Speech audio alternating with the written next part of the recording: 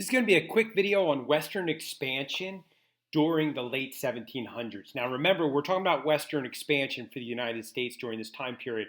We are still talking about east of the Mississippi River. So not the West in terms of what we see it as today.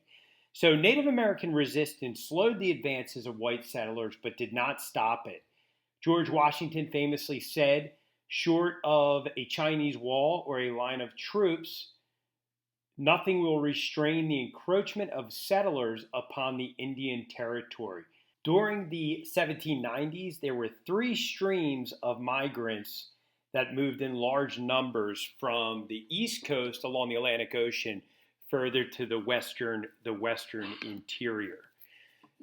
The first notable one were the southern migrants through the Cumberland Gap, which is in Tennessee and Kentucky. It's a break that's a natural path through the Appalachian Mountains. And most of these settlers were not as wealthy as the settlers you're going to see in the moment, and they moved into the Ohio River Valley and the upper Midwest. And they migrated from states like Maryland, Virginia, North Carolina, and South Carolina. So that was one group of Southern migrants. Another group of Southern migrants went from the Atlantic coast further into Georgia and South Carolina.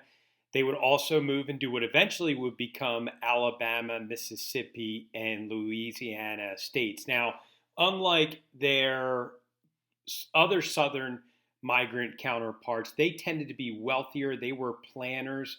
They were motivated by the expanded demand of cotton. To the north, there were northern migrants. They came from New England and they moved west into upstate New York across the Hudson River, filled out upstate New York, which led to a larger population in that region of that state. They would eventually make their way west of Albany towards Buffalo. They would then spread into the Ohio River Valley. And again, these were New Englanders, and they were seeking farmland which had been taken up along the coast and were seeking better farmland as well. There were several factors that contributed to this push westward from the East Coast. A big factor was agricultural technology improvements. The cotton gin, most notably invented by Eli Whitney, made cotton producing and cotton refining and picking a lot more efficient. And that was especially crucial to the far southern migrants that went into Georgia, South Carolina, Alabama, and Mississippi. Cotton would quickly become the big cash crop of the United States, driven by the South, of course.